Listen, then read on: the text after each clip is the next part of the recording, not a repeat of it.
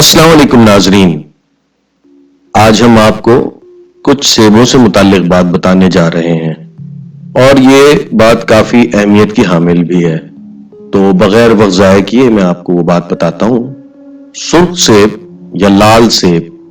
सुर्ख सेब के रंग की कशिश हमें किस तरह जायके से दूर लेकर जा रही है। इंसान नस्लों से सुर्ख रंग के सेब का दिलदादा है, लेकिन अब बढ़ते हुए दर्जा हरारत इस गुलाबों जैसी सुर्ख रंगत वाली लज्जत का सहर तोड़ सकता है। इसमें कोई दो राय नहीं कि अच्छे सेब की मिसाल देनी हो तो हमारे जहन में सुर्ख सेब ही आता है। फल की दुकानों पर कहीं पीले और कहीं सब्ज सेब हो सकते हैं। कुछ जगहों पर आपको इसमें और भी वैरायटी मिलेगी, जहां धारीदार और रंग बिरंगे सेब भी दिखाई देंगे, जैसे कि सेबों की वो खूबसूरत किस्म जिसे बर्तानिया में कॉक्स कहते हैं। लेकिन बच्चों की किताबों में जब भी सेब की तस्वीर बनती है तो वो सुर्ख या कभी कभी खालिस सब्ज रंग वाले ग्रैनी स्मिथ सेब ही नजर आते हैं। ये बात इसलिए दिलचस्प है क्योंकि सेब कभी भी एक रंग के नहीं रहे। दौर जदीद के सेब के अजदाद काजाकिस्तान में चीन की सरहद पर पहाड़ों के मगरबी ढलवानों पर पाए जाने वाले दरख्त हैं।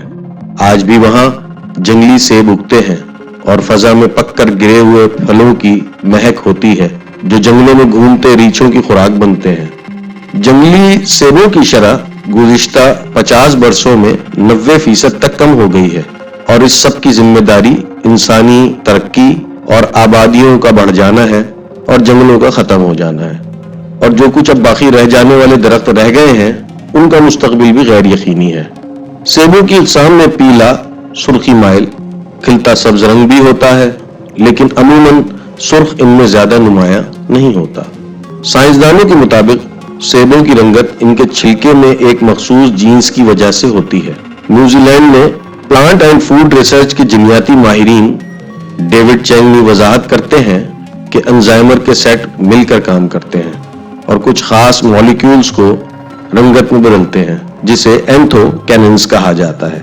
ये इसी किस्म का मादा है जो जामुन, शकरकंदी, अंगूरों और आलू बुखारे के रंगों में भी पाया जाता है। इन एंजाइम्स की मिकदार MYB10 नामी प्रोटीन से कंट्रोल होती है और जितना ज्यादा ये प्रोटीन होगा अमूमन इतना ही सुर्ख सेब का रंग होगा। एक तहकीक के मुताबिक सुर्ख धारियों वाले सेबों के धारियों वाले हिस्से में इसकी प्रोटीन की शरह सबसे ज्यादा होती है। दिलचस्प बात यह है कि सेबों का यह रंग दर्जा हरारत की वजह से भी होता है।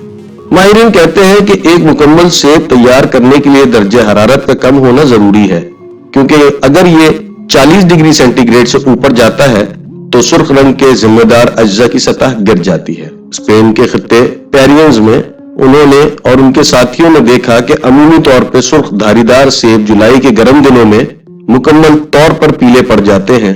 उनके ख्याल में जब दर्जा हरारत गर्म हो जाता है तो सेबों के लिए सुर्ख होना मुश्किल होता है और वो और उनके साथी रंगों की इस बायोलॉजी को समझते हुए एशियन मार्केट के लिए सुर्ख से सुर्ख सेब उगाना चाहते हैं, क्योंकि यहाँ पर गहरा याकूती सुर्ख रंग बहुत ज्यादा मकबूल आम है। माहौलियाती तब्दीलियों से सुर्ख सेब को लाक खतरात को शायद इन्हें उगाने के गहरे अज़म से कम किया जा सकता है। हत्ता कि अगर इसके लिए काश्त के महंगे प्रोग्राम भी मुनक्किद करना पड़े तो इन्हें करने चाहिए। रंगों की जीनियात से मुताल्लिक मालूमात से पहले भी रंगीन सेब इंसानों के लिए बहुत पुरकशिश थे। माइन के इलाके पालिर्मो से ताल्लुक रखने वाले जॉन बैंकर सेब चुनते हैं और उन्होंने सेबों की कई इकसाम को जिन्हें लोग भूल गए थे नापैद होने से बचा लिया। इनमें 1 सदी पहले उगने वाले लजीज सेब भी शामिल हैं, मसलन ब्लैक ऑक्सफोर्ड नामी सेब, जिसका गहरा सुर्ख रंग देखकर उस पर आलू बुखारा होने का शुबा होता है। जॉन कहते हैं कि ये रंग हैरत अंगेज है और मेरे ख्याल में मुझ समेत बहुत से लोगों के लिए इनकी यही कशिश इन्हें पुरकशिश बनाती है। लेकिन इब्तिदा में जब किसान सेबों के लिए दरख्त का इंतखाब किया करते थे तो इनके नजदीक सबसे अहम चीज जायका ही हुआ करती थी। कुछ सेब मीठी डिश में इस्तेमाल भी होते थे, कुछ का सालन बना लिया जाता था और कुछ साइडर्स के लिए मौजूद थे। कुछ इकसाम मिर्चों और चटनियों के लिए भी बेहतरीन थी और कुछ का मुरब्बा बनाया जाता था और कुछ सिर्फ फल के तौर पर ही खाए जाते थे। फल दिखता कैसा था ये ज्यादा अहम नहीं था, क्योंकि किसान ज्यादातर फल अपने ही इलाके के लिए उगाते थे। لیکن یہ سب ایک صدی پہلے بدل گیا جب ہزاروں میل دور کی منڈیاں بھی اہم ہو گئیں۔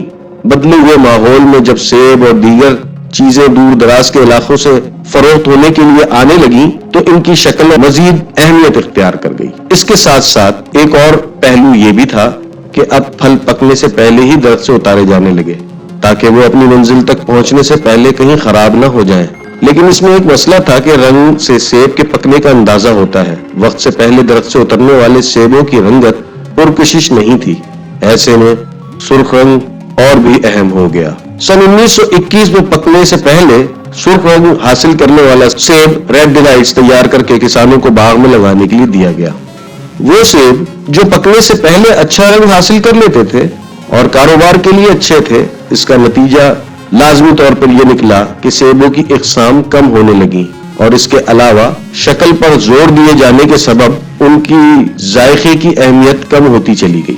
یونیورسٹی آف مینیسوٹا میں سیبوں پر تحقیق کرنے والے ڈیوڈ بیڈفورڈ نے کہا وہ ریڈ ڈیلائٹس کھاتے ہوئے بڑے ہوئے ہیں، اس لیے انہیں یہ سیب کچھ زیادہ پسند نہیں تھے۔ انہوں نے کہا کہ میں نے کالج میں آ کر ان تمام سیبوں کی مختلف اقسام سے تعارف حاصل کیا اور انہیں پتا چلا کہ سیب مزیدار بھی ہو سکتا ہے۔ انہوں نے اپنے ساتھیوں کے ساتھ مل کر سیبوں کی ہنی کرسپ نامی قسم تیار کی جس پر سرخ اور پیلی دھاریاں ہوتی تھیں، لیکن اس کے باوجود سرخ رنگ کے سیب کی خواہش سب سے زیادہ ہے۔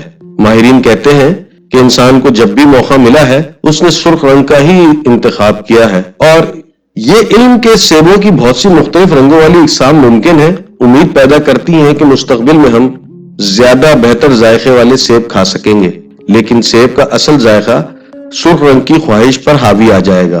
یہ بات تو وقت ہی بتائے گا، لیکن بحیثیت قوم ہم پاکستانیوں کے لیے بھی یہ بات سمجھنی بہت ضروری ہے، اور نہ صرف پاکستانی بلکہ تمام دنیا کے لوگوں کو یہ بات اب سمجھ لینی چاہیے کہ صرف سرخ رنگ ہی کسی سیب کے عمدہ ہونے کی واحد نشانی نہیں ہے، بلکہ ہمیں سیب کے دیگر اقسام کے ذائقے بھی ضرور چکھنے چاہیے جو کہ رنگت کے علاوہ مزیدار ہونے کی سند بھی حاصل کر سکے۔ بہت شکریہ، اللہ حافظ۔